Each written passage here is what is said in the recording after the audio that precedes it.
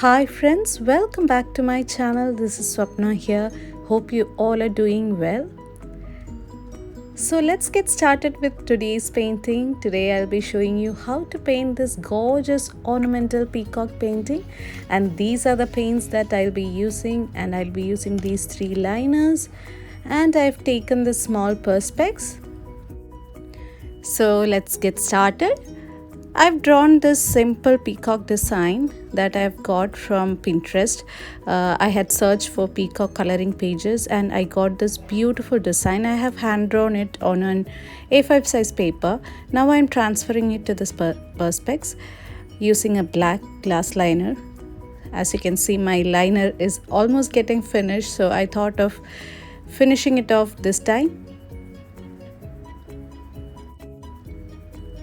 So as I'm applying the liner, you can notice here that unlike my previous glass paintings, my hands are a bit shaky. So the reason behind it is that the liner has only a bit of paint and I'm applying more pressure on squeezing that paint off. And that's making my fingers wobbly. But this liner has been with me for so long and I've decided to finish it really quickly. So that's why I'm using it for this time. But here is a tip for you guys. If you don't have a good liner or you're running short of the liner paint, keep it aside to use it for smaller detailing and use a filled up or liner with good paint to draw a larger or longer patterns or designs. Now I'm adding all the basic outlines using this black outliner.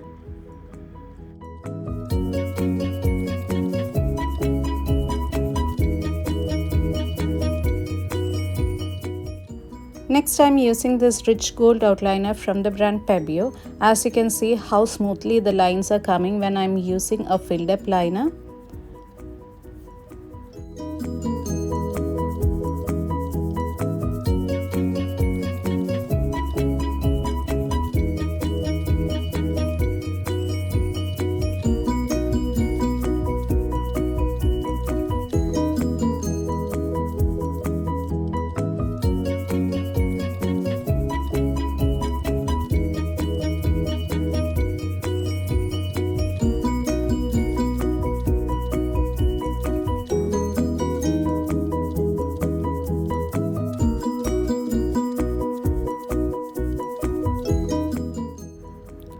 The outlining is almost finished and I let it dry thoroughly before starting to add these paints. So I'm using various brands of glass paints, mostly solvent based. So here I'm starting with this horizon blue shade from the brand Camel. This is solvent based. I personally love this blue color. And as you can notice, I'm spreading the blue, leaving few portions, and there I'll fill with this purple shade, so that it will blend together and will create a beautiful pattern on its own.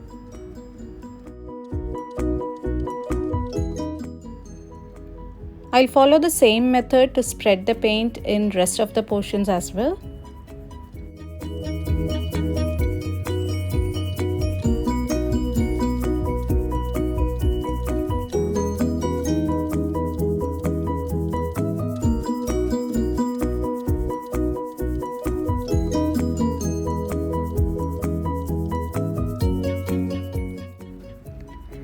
So I had left a small space while applying the blue paint near this eye portion to add a green, emerald green shade.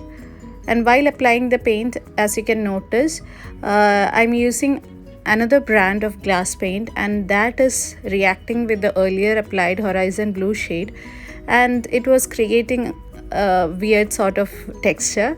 So even though I was a bit skeptical to proceed, that itself was creating a beautiful texture to that head portion. So I thought of leaving it as it is.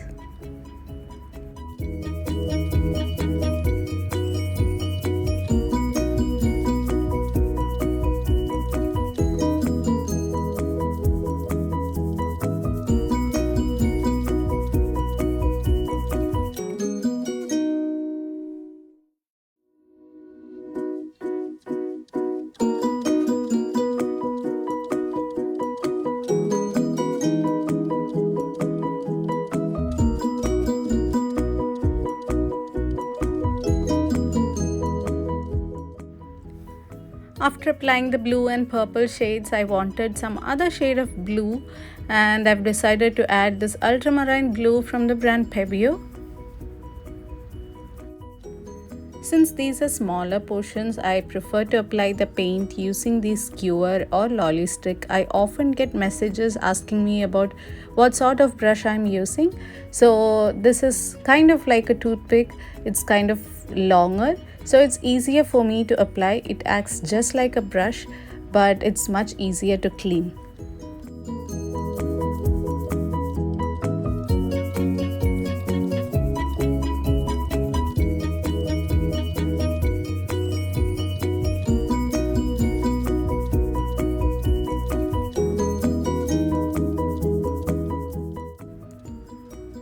I've already spread the paint. These are my procedures to try and explore new textures using this glass paint and various tools. So I enjoy this process. So I always try to explore few things while I'm creating these artworks.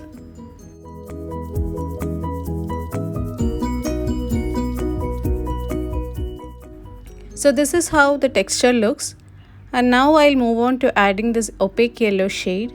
For this portion, I'll combine two shades, that is yellow, not two, three shades, yellow, green and golden shade. So I haven't added any details for this portion. I'll first mix the paints, and once it's dried, I'll start adding the details.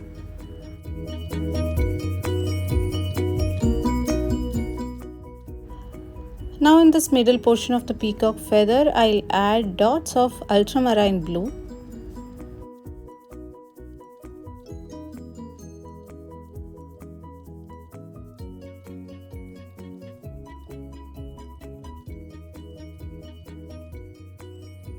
And as an outer border for that ultramarine blue, I'll add this horizon blue. So since I haven't drawn any outliner for that, I'll just spread a thin line using this toothpick or skewer.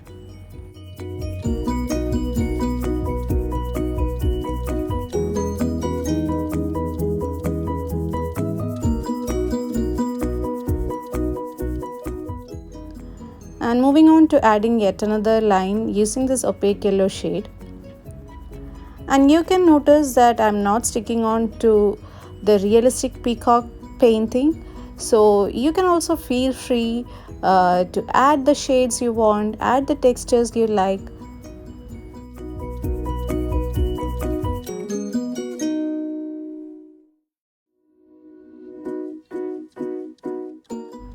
Also on the tips of these peacock feather, I have added a touch of red, but I accidentally deleted that clip.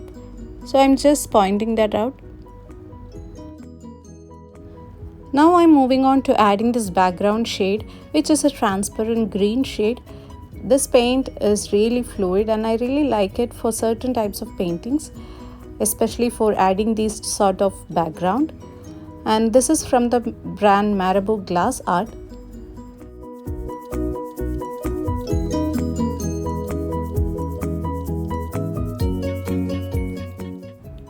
Since I'm using perspex, it's much easier for me to move the painting around rather than me moving around to complete the painting. Even if you're painting on a bigger surface, for me it's practically much easier to use these perspex.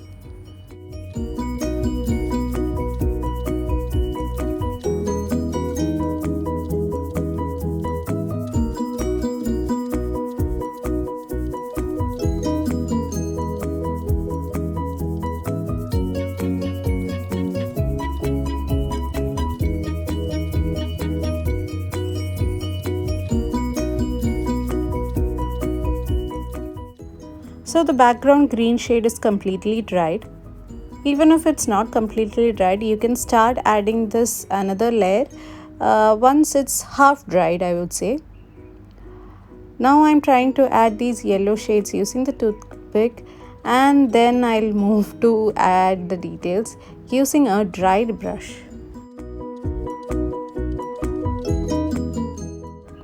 See, here you can notice that this is kind of an old brush of mine which I use mostly for my glass paintings. This is kind of a dry brush. The bristles are hard, but it works fine for adding these sort of textures. So I usually clean this brush using odorless white spirit from the brand Talents.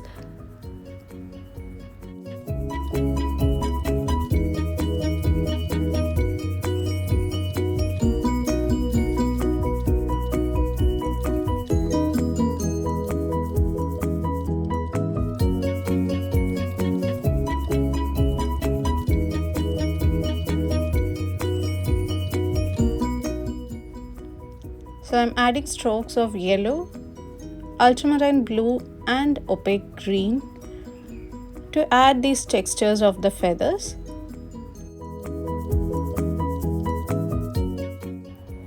Now to elevate this artwork, I'm adding the contrast shade of orange in this background.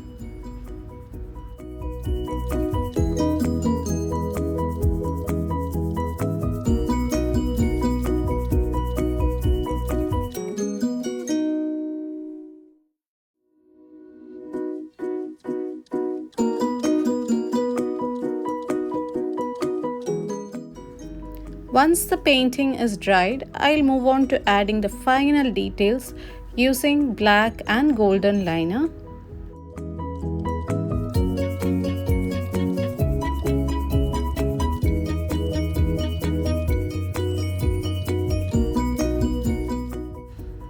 As I always say, don't restrict yourself while adding all these details. You will just have fun when you loosen up your creativity.